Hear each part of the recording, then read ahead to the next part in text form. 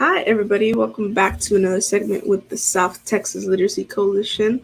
So, today we are going to be doing a health literacy presentation with one of our former guests and also one of our favorite guests if I also would like to say, Mr. Juan Paredes. Mr. Juan Paredes is one of our partners from the University of Texas, Rio Grande Valley. He's also one of my former professors. So he's going to be going on here with us today, and we're going to be talking about nutrition. What it is that you really are putting into your body. What is it that we are really eating when we eat a bag of chips that we buy from Walmart or from the gas station? What really are inside those protein bars that we think are healthy for us, but may not be as healthy as we think they are. So without further ado, let me go ahead and bring on Mr. Paredes. Hey, Mr. Paredes. What's going on, everyone? How you doing, Valeria? Good. How have you been these past couple days? How's quarantine treating you? Quarantine has been treating me all right. Just been keeping busy with this and a few other things, but it's been fun. It's been very interesting, to say the least. That's good. Want to go ahead and say hi to all of our viewers. Hi, Ms. Melba. How you doing? Christy. Hey, Christy. What's up? How you doing? Hope you guys are doing good. We hope you guys are staying healthy and safe. So let's go ahead and start. All right, there we are. So today I'll be talking to you guys about nutrition labels and what exactly are we looking at, how they've changed, what are some of the things that have changed about them. And I'll give you a brief history about them and then how they've come a long way, which is great. Nutrition labels are always tricky because they'll, the slang, or not the slang, but the wording, the additives, the substitutes, they may remove one thing and then add another. So that's just one of those things where, if you try to go and nitpick every food label from, every, supplier, it's going to take a while. So here, I'm just going to give you a broad idea of how to read them, what to look for, and then how you can see if they're actually good for you. Does it really have that extra protein or that extra whole grains? Is it really whole grain? Things like that. So it's always just fun to kind of go around. And sometimes when I am bored, I guess I'll look through the grocery aisle, and I'll see, okay, well, this is in the healthy aisle. This is the healthy section. This is the all organic or the non-GMO section. So let me see. And then, of course, sometimes you'll find that, even some of these labels that are supposedly healthy, that are, very good for you, or a good source of whatever, just by, getting to know these little tricks that I'll be, and hints and tips that I'll be giving you guys today, you guys can decipher that for yourselves. And okay, you know what, maybe this isn't a good source of protein, or maybe calcium, or even fiber, if you will. So it's pretty cool. So let's go ahead and jump into it. All right, so food labels throughout the years. Now, I'm always one that likes to go into history and just kind of see, but Valeria, this is really cool. Before the 1970s, food labels weren't really mandatory. So if food companies wanted to add whatever they wanted to add, they could. It wasn't very mandated, if you will, and it wasn't overlooked or looked at by the FDA either, which was crazy. So if a bag of I don't know, I'm not going to say chips, but let's say cereal, because that was a real popular thing, could say, oh, it's an excellent source of this, and it's an excellent source of that. Could it really be tested? Was it very true? No, not necessarily, which again, in the 1970s wasn't that long ago. And it wasn't until, the mid 1970s, 1973, where they said, okay, now we have to, have food labels, and now you have to let the consumers know what exactly they're getting, what exactly they're buying. Is this good for them? What substitutes or sugar additives, or how much fiber is going into them, or carbohydrates, proteins, and fats, and things like that. So then from there, that's where food labels started changing, for the better, obviously. So pretty much from 1973 to 1989, about mid 90s, early 90s, things started changing. So we started seeing more food labels, which is great. The consumer started understanding, but then there was a stall, almost like a plateau, if you will. Nothing changed anymore. From the 1990s all the way up until 2016, pretty much the food labels all looked the same. Nothing had changed. So again, you just think about that timeline, how long ago that is. I mean, that's a far spread as far as food labels and how much they've come to terms, and some of the different additives and substitutes, right, that they put there that is a little bit cheaper in quality, so we can, so the consumer doesn't have to spend too much. We'll add these cheaper synthetics or these additives, if you will, and artificial flavoring and coloring and such. So now in 2016, barely now, 4 years ago, they started changing the food labels. And by 2021, all the food labels will look as such, which I'll show you guys in just a little bit. But I mean, it just boggles my mind to where, again, that long period from 1990 to 2016, nothing was done, right? I mean, that's kind of crazy, Valeta. What do you think? Yeah, it is kind of crazy. It's kind of a conversation that we were having right now off screen. How, a lot of times when families go to the grocery stores, and especially right now, people are tight on money, and Yeah. sometimes, they have, the mentality that they want to lose weight, that they want to, be healthier, they want to eat healthier, they want to eat more of a balanced meal during the day, but a lot of times these healthy alternatives are a little bit more expensive. So sometimes for them to save, $1 or 50 cents, they go for a different brand of food that it might be the same object, like it might be the same granola bar, but one is organic, has natural sweeteners, natural fruits, and some natural vitamins, and the other one is the same exact granola bar. But if you really turn the granola bar around and if you look at the nutrition label, you'll see that it has artificial sugar. It has maybe twice as much as sugar as the organic one because artificial sweeteners are a little bit more on the heavy side, so they add more artificial sweeteners, which is not the best for you and for your body. But then again, before all of this, when people didn't know exactly what was in their food, before we had nutrition labels, before it was, an FDA requirement to have nutrition labels, people would just go with their instinct. Oh, this is cheaper. I'm gonna buy this, but they're not conscious of what's really going into their bodies. So it's mind blowing how, you know, something so simple as print on the back of a granola bar, or the back of a cereal box, can really help impact on whether or not you're staying healthy or not, which is, it's crazy to think that something so simple like that can really make such a big difference in somebody's health.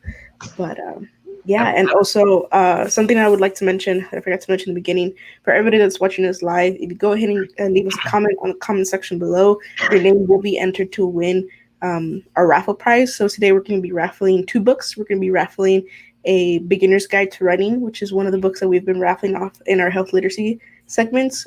And also today, specifically for nutrition, I'll show it later on, but we have a small children's book called Learning Your ABCs with Healthy Foods. So it shows kids learning the ABCs, um, referring back to healthy foods. So A is for apple, B is for banana. So it talks about, nutritious fruits and vegetables and stuff like that. So all you gotta do is leave a comment down below and your name will be entered to win. But yeah, let's go ahead and continue.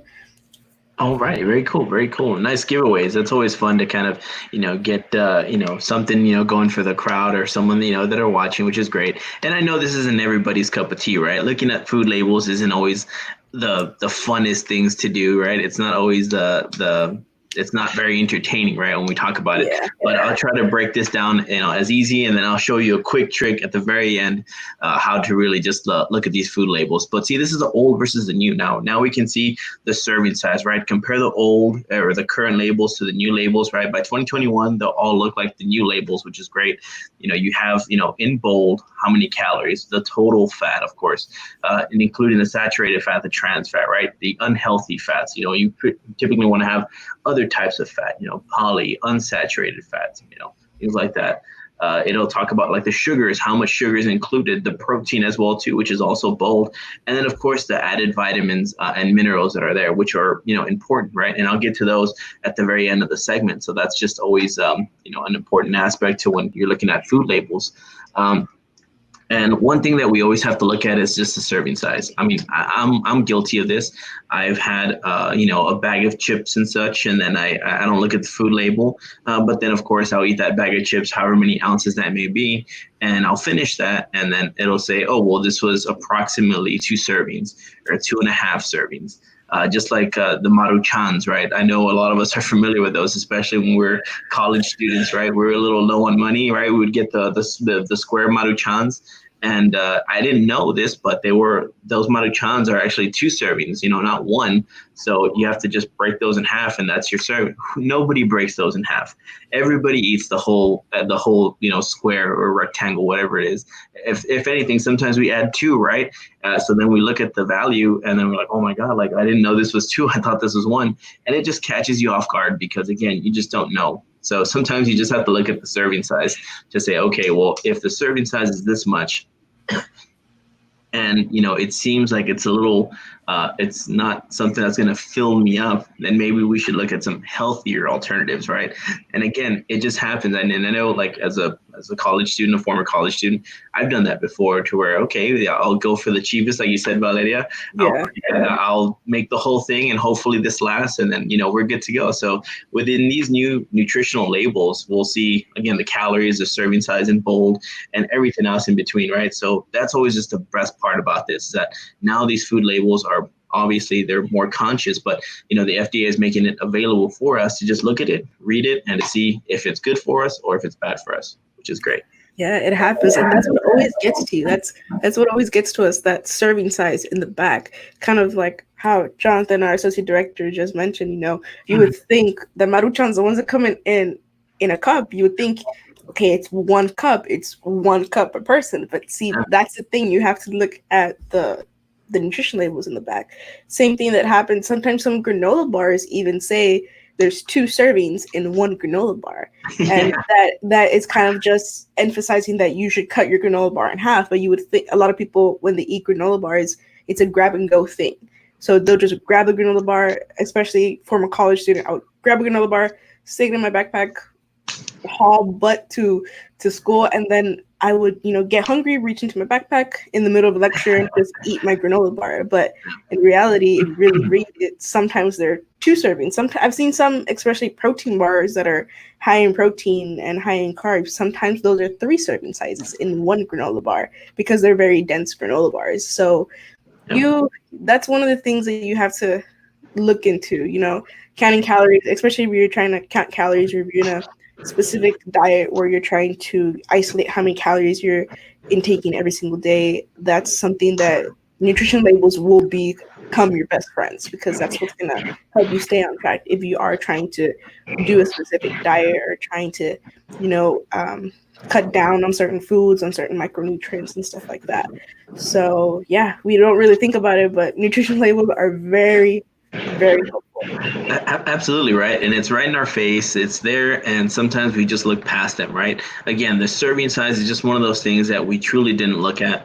I myself, even to now, which I have some products here. I don't have a lot of unhealthy food, thankfully. But, there are some products that I'm like, when my niece and nephew come over to the house, I want to make them this or have that available. So now I'm like, oh wow, like how many servings is this? Like, oh my goodness, like how much protein is in this, or how much fat or trans fat is in this? You know what? Let me make a better choice. Let me just compare some brands. And sometimes it's just really just comparing brands. And sometimes it's only a few cents off, which is not a bad idea. But again, if you don't know what you're looking for or looking at, then you just don't understand. And that's okay, because even myself, going back into this, I got a lot of this inspiration really from like my nutritional book, which I took this course years ago. And then from there, I just kind of started getting familiar with the food labels, and then started following, different bloggers and such, which I'll talk about in a little bit. And it just gave me a good idea, and just been rolling with the punches since. And then when I started creating this PowerPoint for this event, and I'm like, oh wow, like there's a lot of things that I learned that now that they're replacing with something else, which is just impressive. It's like, wow, there's so many substitutions now, and it's just getting more I would say complex, right? So now with these new food labels, now everybody can hopefully get on that same page, right? We look at the serving sizes, we look at the calories as well too. So again, we don't always consider just the serving size. We sometimes consider the calories, which is great. But again, if we don't know how many serving sizes there are, then we don't calculate how many calories we're intaking. Just like you said, Valeria, unless you're counting calories, then you're probably already familiar with something like this. But if you're not familiar with, counting calories or this type of I guess investigation on food labels and understanding what there is as far as calories and serving size, then you just don't know, and that's okay. That's what this segment is for, is to help you guys look for some of these key components within these labels, which are fun. Yeah, it kind of like our one of our board member, Dr. Gatto just mentioned. Nutrition and what you feed your body is oftentimes or all the time reflects your ability to fight against disease, because nutrition is a part of health, part of wellness. If you're not eating too good, probably means that your immune system isn't too good, your body isn't as healthy. Your body is what you eat. So if you eat a lot of carbs and a lot of fried food and a lot of fast food, then it's going to make your body feel very very sluggish. You're not going to be, you're going to be prone to catching infection and catching disease, because you're not feeding your body the proper nutrients that it needs to fight off infection, to build those defense walls, to fight off the cold and fight off the flu and stuff like that. And right now, especially with living in a pandemic, it's very important that we keep ourselves healthy, so like that we keep ourselves from being prone to catching any type of disease or any type of infection and stuff like that. So very good comment. Thank you, Dr. Guerra. Absolutely. Thank you, Dr. Gatto. I appreciate that. And then now looking at just like some of the percentage values, and there's a super easy rule, again, that I'm going to show you at the end of the presentation, which is very cool. But if we start looking at some of these calories, right? Oh, we always see based on a 2,000 calorie diet and such. You don't, sometimes people aren't on a 2,000 calorie a day diet, depending on if you have, an adolescent that's going through their growth years and such, they're going to need more than 2,000 calories. They're going to need more than just the regular amount of protein. So that's just something that you also have to look at and take into consideration as well, too. I myself cannot eat like a teenager or eat like I used to when I was a teenager. There's just no way. But looking at some of these percentage values, especially sodium levels, that's very, very important, right? Because here, in the Valley and in South Texas, we have a lot of people that, have it's called, either diabetes or they're borderline diabetic. They have hypertension or high blood pressure, correct? So when we start looking at some of these sodiums, and Maruchan was one of those, and I mentioned it earlier, that has an absurd amount of sodium. So when we look at the percentages, actually, when we look at the milligrams, we're supposed to intake anywhere between 1,500 and 2,000 milligrams, right? But who's going to remember those numbers? Not many people. So let's just go by these percentages, and I'll show you at the end, and I'll show you right now. So if the sodium has anywhere, and just look at the percentages below 5%, then that means it's low sodium. If it has anywhere between 6 and 19 percent sodium, then it's medium sodium, and then anything thereafter over 20 is high sodium. Now, what I've seen on the Maruchans, again, the squares, I'm not too sure about the cups, but I know on the squares, they have, I believe it has 1,800, if I'm not mistaken, 1,800 milligrams of sodium, but nobody eats a half serving or nobody eats a half a block. Everybody eats two. So the percentage value on sodium, I believe it's 37%. So you're consuming quite a bit of sodium just in that one Maruchan. And that's something that we don't even consider, which is crazy. The same thing with some of the soups as well, too. And I'll show you how to look for in some of the reduced sodium, reduced calorie, increased protein and such, to see if it really is a good source of protein, if it is a low source of sodium, which is very cool. Again, super easy rule at the very end that I show you. But that's crazy. It's something that, again, we don't, that's something we don't consider sometimes, especially being younger. But, some of the older individuals, maybe that's something that we have to look into. Even so, I'm not one to really go for foods with a lot of sodium or high sodium levels. I don't really add a lot of sodium to my foods, but that's just me. I kind of grew up a little different. I still eat Mexican food as such, but just not as much salt. I don't know. It just never really tried with me and my family. Crazy. So when we start looking at the nutritional terms, right, let's look at low calorie, low cholesterol, reduced, calorie free, fat free, sugar free. Well, let's take a look at that, right? Let's see what the big deal about this is, right? And these are just generic food labels that I found, online and such. Mr. Juan, I'll go ahead and answer your question at the end of the presentation. So when we look at these foods, and this is per serving, right? This is not per container, unless the container is such, and it'll just say, right? But per serving, it'll say, okay, a low calorie serving, under 40 calories per serving, which is great. Low cholesterol, under 20 milligrams or 2 grams less of saturated fat. And I'll show you that rule later on. Reduced at least 25 less percentage of calories than you would your normal product. And we have that. Luckily, in the grocery stores, we have the regular sodium and we have reduced sodium, reduced calories and such. And then you can go ahead and take a look at those differences. Now, sometimes these food companies will say, well, this is a reduced amount of calories. Well, then what they end up doing is they just add a sugar substitute that has no calories, and it almost acts like a filler. And sometimes it just doesn't work out, very well. So you just have to be mindful of what you're getting. Calorie free, right? Less than 5 calories per serving, and fat free and sugar free, less half a gram of fat per serving. So sometimes they'll say, oh, 0 fat. Well, it has a little bit of fat in there. So, don't be fooled. And that's a segment that I'll go into at the very end of the presentation, which is cool. The nutritional terms, right? Good source, excellent source. Fiber, right? You'll see right here, right? For fiber, especially more than anything, 2.5 to 4 grams of fiber. That's a good source. And anything above 5 grams is an excellent source. And I'll show you that trick, right? Excellent source provides 20% or more of the daily value for nutrients in serving, which is great. Again, just looking at these terms, looking at these numbers really helps not only the individual, but also decipher, maybe I should go with this product over that one. Sometimes getting the bargain product isn't the way to go. All right, so this is always fun. Choose foods low in saturated fat, added sugars, and sodium. Yes, we know that. Now, Valeria, I'm going to ask you a question. Do you know what saturated fat is? No, I do not.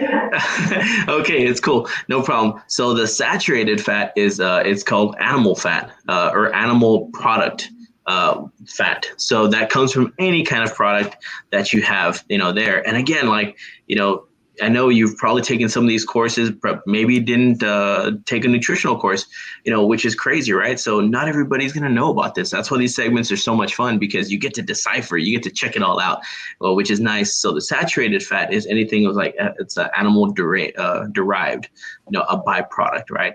Whether it's milk, right? Milk comes from the cows. It could be goat milk as well too.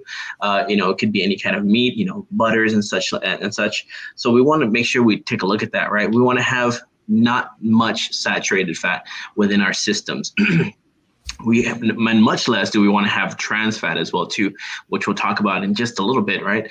But foods high in saturated fat, again, have a ton of calories within the product, which again, if depending on where the individual is, could be detrimental to their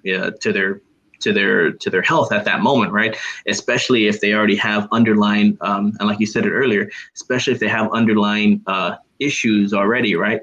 You said it earlier with, some of the autoimmune diseases, some of the, people trying to stay healthy, maybe not intaking enough vitamin C, boosting their immune systems. And I'll get into some of the vitamins and minerals that are important for that. But again, it's just something that we don't think about. And I know I've been more conscious about it now during this quarantine than ever. Because of course I'm making my home cooked meals. I'm looking at what I'm putting in, what are our ingredients, even what my spices have. Valeria, I know that you kind of told me you were doing some of the same thing during this quarantine a couple weeks ago. Yeah, I am. I'm trying to just cut down a little bit. Somebody was asking if we would recommend, a low carb diet, and I feel when it comes to deciding on what micronutrient to cut down on, or kind of figuring out your serving size and your ratios between your micronutrients, it all depends on what your overall goal is. If you're trying to lose weight in general, if you're trying to lose weight, there's a different type of micronutrient or a different type of balance that you have to look into. If you're just trying to slim down and cut down body mass, there's a different type of balance that you should be looking into. It all depends on what your end goal is what micronutrients or what balance in foods you're trying to look for. And me personally, I was just trying to, got out of college not too long ago, and maruchas were my almost everyday meal. Fast food was most convenient to me. I think the healthiest thing I would eat when I was in college, sadly, was a yogurt in the morning because it was an easy grab and go thing, Grab and go. or Right. yeah, a granola bar, another grab. A lot of grab and go foods were made up the majority of my diet when I was in college, and now that I'm thankfully out of college and settling into work and adulthood, kind of sorta. I still consider myself to be pretty young, but I am settling into starting adulthood. So now, especially with quarantine, I've had the opportunity to cook for myself a bit more. I have more time to meal prep. I have more time to plan out my actual meals, and I am able to use a lot of the information that I was able to gather from yourself and from Professor Figueroa and a bunch of our other professors that we have at Health and Human Performance. So I was able to apply my knowledge from my degree to help me, set up a good meal plan for myself and set up a good workout plan for myself. I'm just trying to be overall healthy, especially right now with everything going on. Um, I used to take vitamins all the time when I was a kid, but I would always nag to my mom saying that I would be jiggling or I would be ringing as I would go to school from all of the different vitamins that I had to take every day. But as a kid, I hated it. But now as an adult, now that I know the purpose behind vitamin D, vitamin C, calcium, all of those B12, all of those different vitamins that we are told to take as a child, I would take them because my mom said I had to. But now, and for a while, I stopped taking vitamins because I was a teenager and I was rebellious and I was not listening to my parents. But now that I'm an adult, I buy the vitamins myself. I carry my little, those little, Pill box, yeah. yeah, the pill boxes. I have my pill boxes with me. I have one in my backpack right now because I have to take my vitamins right before I eat lunch. And now, as an adult, that I have the information on the purpose of those vitamins, I see the importance of taking them every day and making sure that we have a sufficient amount of different vitamins, fibers, and nutrients and stuff like that. So it's something that thankfully I have the educational background, but we have a lot of families and a lot of people in a community that don't necessarily have that educational background that we have. So I think it's very important doing segments like these. We teach people what we were taught, so that way people can stay healthy with us. And right now, staying healthy should be our number one priority during this pandemic. So yeah. Absolutely, you got it right. When we were kids, we were forced to take these little Flintstone gummies. Not gummies. They were like little vitamins, right? And I remember that, and then tablets, yeah. Yeah. And then I remember, as an adult or as a young adult or a young adolescent, having, those, available. And even now, like I still take them and I'm like, a multivitamin is great. It just really kind of helps kind of fill in maybe some of the vitamins and minerals that maybe you kind of left out, but it's not a replacement by all means. I know people think that like, oh, well, if I take my multivitamin, I don't have to eat my fruits or vegetables. No, it just kind of fills in the gaps. Like, let's say if you didn't, take, in this much vitamin of this or, this kind of mineral, then, that's what the multivitamin is for, not a replacement. And that's what some people don't, like you said, some people you don't understand. And then when you get it later on, when you're an adult, you're like, oh man, now I know why these things were so important, which is great. So the food label that I have here is a Raisin Bran, just an old school label from old school Raisin Bran, not Raisin Bran Crunch or Raisin Bran Oat or any of that stuff. But it pretty much breaks down the amount of fiber and lets you know, again, if you have more fiber, in your diet, that's always, a good thing. When you look at this food label right here, as you can see, has 10 grams of fiber, 36%. And I'm going to show you this thing called the 520 rule, which is really cool. More foods with vitamin D. And sometimes we don't understand that, these foods that are in our pantries are just so easy to put together and so easy for kids. That's why they make sure that they're they have plenty of fortified vitamins and minerals as well too. Valeria, you still there? Are we still live? We are. Yeah. Anyways, that's why they have these 2-ingredient meals that are just so easy for these kids, to make. Again, consider foods with added nutrients as well too, right? This is just not a generic. This is a label for the Greek yogurt from HEB, and the other one, I believe this one is brown rice, which is great. tells you how much fiber it has and what's available, which is fantastic. Again, just looking at some of these labels, you can see how much protein they have, how much carbs they have, what their serving size is, and it just gives you a better idea and understanding. And of course, the vitamins and minerals that are provided there, which are now mandatory starting 2016, and then 2021, it'll be complete. They'll be complete like the new labels, which will be great. Now, if maybe you didn't understand like so much of like some of these terms and some of these things that I was talking about, that's fine. This is called the 520 rule. It's super easy. I could have started with this, but then the presentation would have ended like in 5 minutes, to be honest. No joke. So when you talk about the 520 rule, and just keep this in mind, right? If something is 5% below the daily value, right? When you look at the food label, you look at the percentage. If it's below 5, the nutrition is low. Super easy. If it's above 20, then the nutritional value on that, with that vitamin, that protein and such, then it is high. But we talked about sodium earlier, right? And this is the same thing. Sodium, you want to make sure you get below 20, right? So if you're below 5, that's super low sodium, and that's low sodium, which is fantastic, right? For those that have high blood pressure. If it's above 20, then that sodium level is really high. And maybe you should look for an alternative, or maybe reduced sodium. And again, that's just the easiest tip and trick that you could find as far as like reading a food label. Make sure, just make sure you just know it's a 520 rule. Don't 540 or something like that, or, any other numbers, just as 520. Above 5%, good nutritional value. But if sodium is above, again, like that 20% or such, then maybe we should look for something that's reduced sodium, anywhere, below 20%. And then when we're looking at these food ingredients, to look for, like, as such, right? Vitamin D, vitamin C. Let's look for that's over 20%, right? Let's go into something like that, which will really help you out, right? High in protein. If you look at the protein content, above 5%, great. If it's above 20%, even better. Just like that food label that I had earlier on the Greek yogurt, it had quite a bit of protein and the percentage level was high. So just by looking at that 520 rule, super easy. Have you ever heard of that, Valeria, the 520 rule? Yes, I heard about it. You were the one that mentioned it to us in one of the courses that I took with you.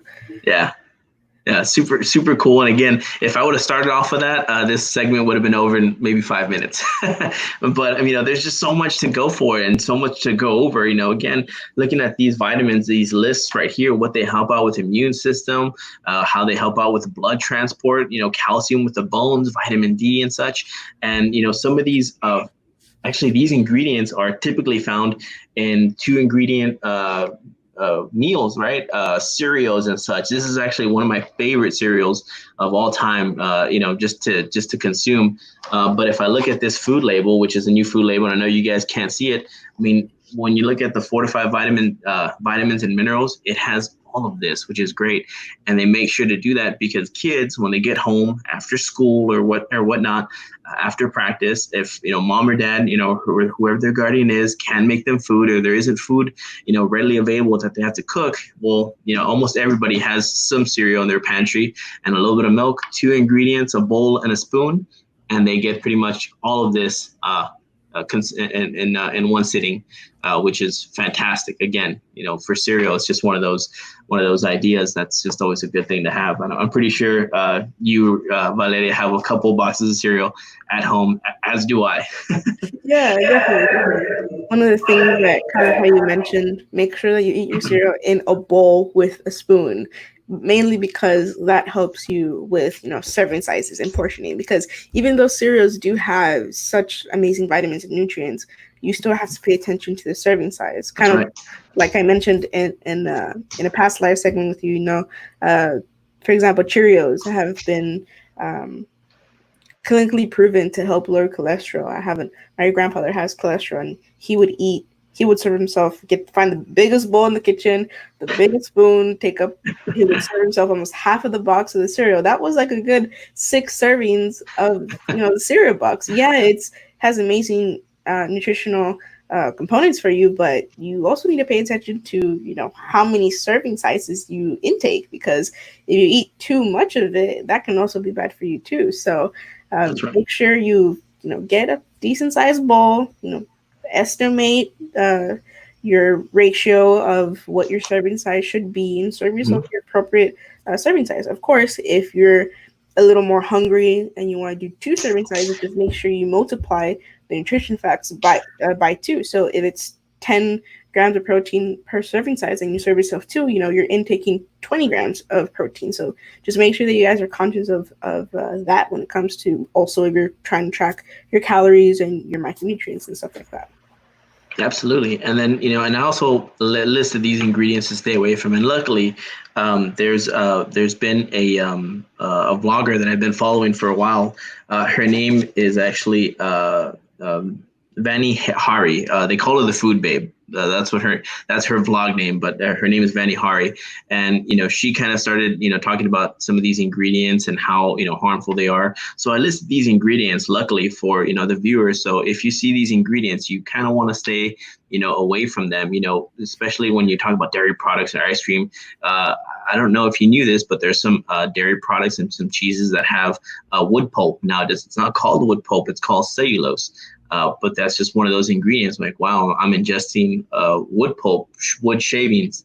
Who would have thought, right? Like you don't think of that stuff, right? Sometimes when you talk, oh well, we're gonna add higher, more grains, has more grains. Well, are they whole grains or are they refined grains? Things like that. And even just foods as such, like the mac and cheeses, right? That they removed the yellow dyes and the yellow of number 5 and yellow number 6, which has what's it called cancer causing substances as well too, and also the yellow number 5 changes moods and behavior, which is crazy. So again, that's just something that I like to put out there as well with these nutritional values, that maybe just look at the ingredients list and go with your gut instinct as far as maybe choosing a better type of food. And this isn't in craft, this is just HEB mac and cheese. There's other brands that may not be big like Kraft and such that have just better products and better ingredients on them. And then, of course, just at last, just don't fall for it. Sometimes it'll say, well, 0 trans fat. Well, sometimes the serving will be less than 0.5, so they don't have to add that. That's the trickery, right? That they have, right? Low fat, light. Sometimes they'll reduce the calories, but they'll replace it with other substitutes, which sometimes you're just better off going with just not the light, just go with the whole fat sometimes.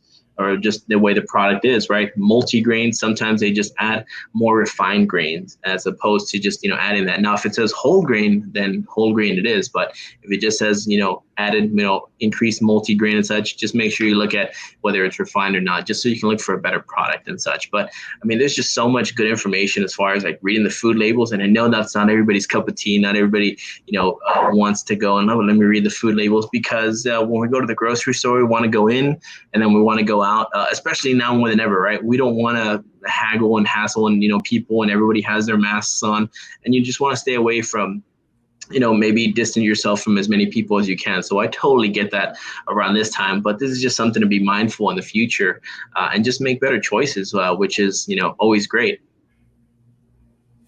Yeah, definitely. I totally agree with that.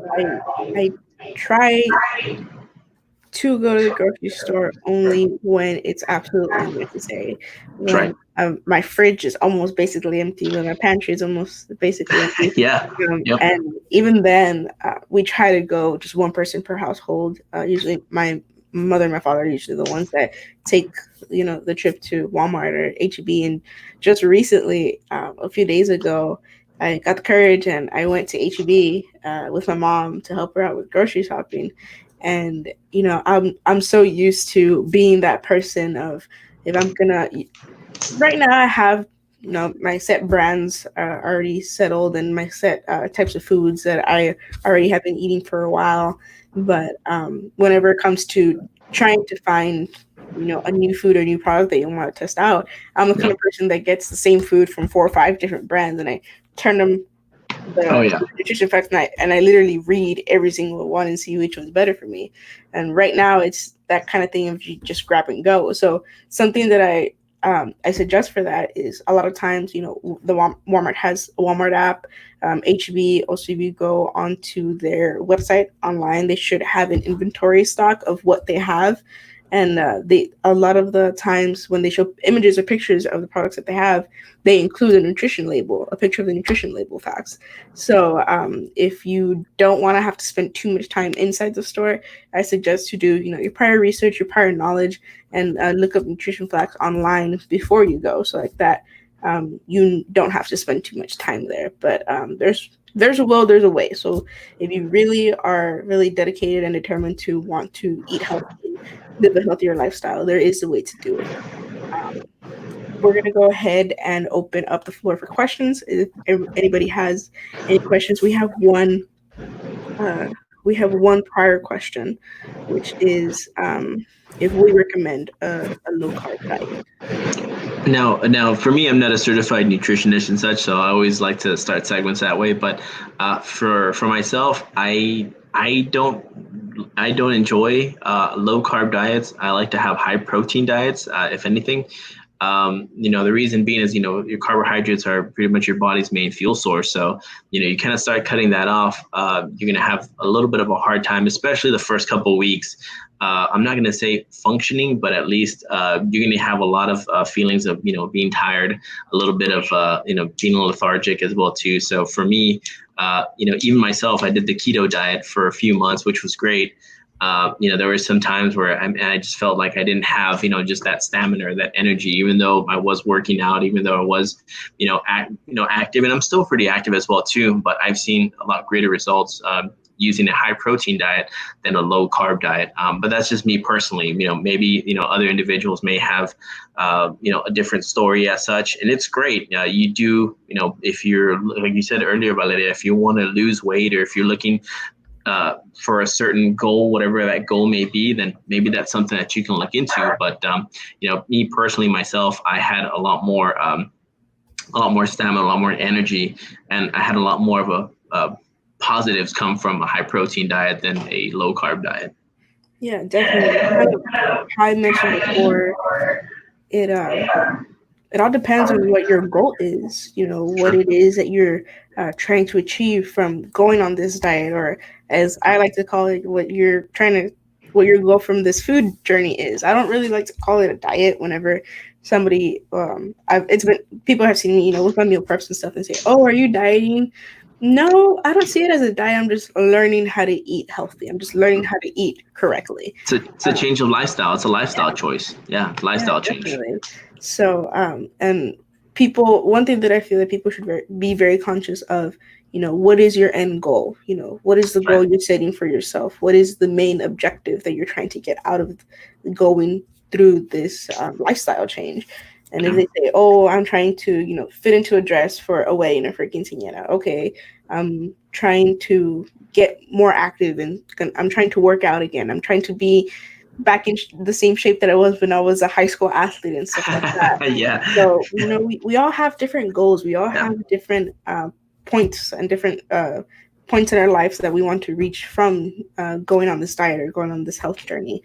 So, do your research. If you're trying to, for men or young men that are trying to, get I don't get buffer, if they're trying to create muscle mass, and if they're trying to Yeah. create Increase muscle mass. Yeah. increase muscle mass, your best type of diet is high protein and sufficient amount of carbs, because you're going to be spending a decent amount of time in Oh the yeah. gym, and you're going to need a decent amount of energy, and protein helps build muscle fiber. So do your research on what nutrients you need to have high intake in, and what nutrients you need low intake in, depending on what it is that you're trying to achieve with That's right.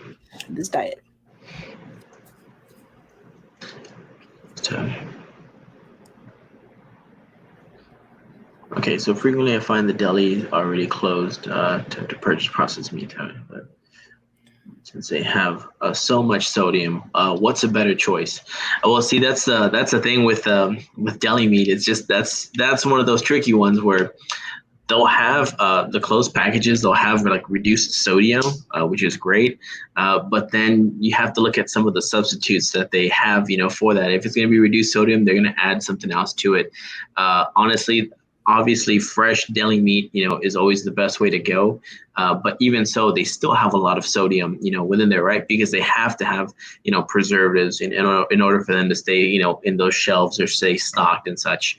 For that's one of those where I would have to do, some good research to see, okay, which are some of the better brands. And it's not so much the name brands, but just the better brands just in general to see which don't use substitutes or sodium substitutes within their deli sandwiches. I absolutely love deli sandwiches. That's one of my main. I have at least a few, a week, just a sandwich and such. Just it's quick, it's go. That's probably what I'll have today in a little bit.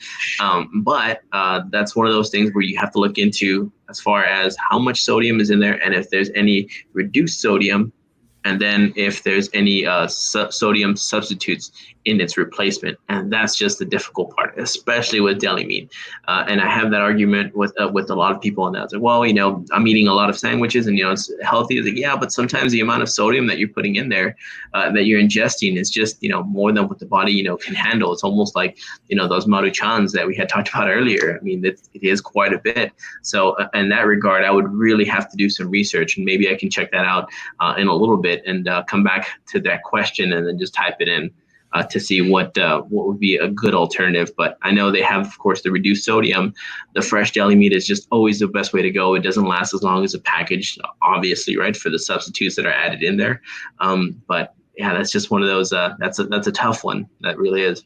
Yeah, definitely. Not only with deli meat, but also with when it comes to fresh fruit and vegetables. Sometimes there is even though it's freshly grown, sometimes fruits and vegetables kind of have some sort of preservatives that they use when they're either picking the fruit or the vegetables or whenever they're growing the fruit and vegetables. So a lot of times organic produce is the best way to go, just simply because, there's no added preservatives, there's no added coloring and no added fat, sugars, or anything like that. They might be a little bit more expensive, but then again, it's the quality of the food that you're getting. And also, they may not last as long. I did a little bit of a not really an experiment. It was a kind of like an accidental experiment. I usually always buy, fresh organic strawberries whenever I go to HEB or Walmart, and they're a little bit more expensive and they don't last as long. And my sister-in-law, she bought a box of strawberries that were not organic. They were, I forgot, I don't want to mention the name of the company mainly because I don't remember it. But we bought them the same day, and my strawberries started, bolting a little bit faster, and they were a little bit more expensive. But whenever we both made a strawberry fruit shake together, but hers, she had to add more sweetener to her shake to make sure that she got the enhancements of the fruit flavor. Me myself added no sugar. I just did ice, fruit, and milk. So, and Wow. the taste of the strawberries it was a lot more. They were juicier. It was a richer taste. It was a lot more of an enjoyable strawberry. And yes, it's a little bit more expensive, and they might wilt a little bit faster. But that's because, again, they're organic. There's no preservatives on there. That sometimes those preservatives that they put on foods can be bad for you and can, cause some health problems and stuff like that. So, yeah, definitely. Oh, look at that. What are the FDA regulations for labeling a product organic, and is it always better to go organic? Okay, so this is kind of a tricky one from when I was doing some research on this one. Now, they could claim it to be, organic up until a certain point. And then right before, let's say they're about to get picked and such, they'll go ahead and put like some kind of pesticide. So there's two labels that you have to look at for as far as for them being organic, which is crazy. One, it'll say certified organic by the FDA, and then one will just say organic. And those, and it's tricky again, just by looking at some of those labels. Now, I'm not too sure, again, when that process is. Either it's right before it's picked or during the picking. So it'll almost be like the meat labels, especially for chicken. I'll say, oh, grass-fed beef and such. And it'll, let's say it's been in, I don't know, that area or those pens for a long time until maybe a week right before they go into, the slaughterhouse, if you will. They'll have a little bit of grass, and then from there, it's like, oh, well, it's grass-fed beef. So you have to look at for one that says certified by the FDA and not just one that says organic. So that's for one. Because there are tricks on that. And that's just, again, one of those sneaky things that food labels and food manufacturers can put on there. Again, now two, as far as the organic form, yes, Valeria kind of hit the nail on the hammer with that one. We're talking about like the pesticides, those that have maybe some underlying issues. Even so, I've had some friends. Now, again, this is not something that well, there are some studies on this, but I know some of my friends go organic, especially for their kids that have ADD or ADHD. They said just changing their foods, especially going certified organic, not just organic, certified organic. They've seen an improvement, not only so much in their health because of kids, but in their attention deficit, which has been fantastic. So they're cognitively, they're a little bit easier, to kind of engage with, to talk to. And it's, they've been showing and they've been telling me that, they've had a lot of good luck, with that as far as organic. Now, again, maybe yourself doesn't have an underlying issue or such. Just eating organic, again, it's just a good way to go. Like you said, it's a lot healthier for one, but then two, it's going to be a little bit more expensive. That's the only thing. But again, as long as you look at those food labels and see, okay, which one's certified and which one's not, then you're able to decipher, okay, well, this is going to be a better product and this is worth, the money because it doesn't have those added pesticides, if you will. And again, within those chemicals, I mean, you have so many that, have underlying causes of, of some of these diseases and cancers and such, which again is unfortunate. Yeah, definitely.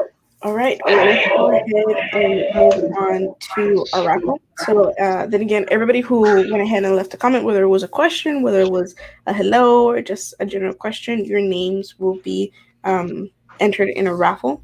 So let's go ahead and do that right now.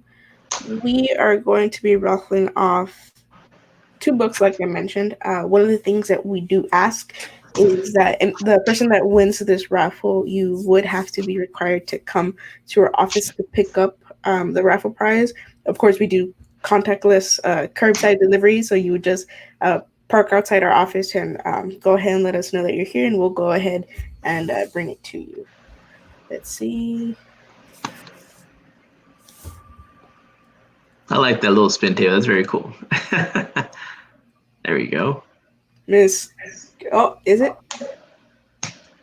Miss Christy de la Garza. Christy, she's actually one of our board members for the South Texas Literacy Coalition, and she is also my former K-12 school teacher. So, Christy, congratulations on winning.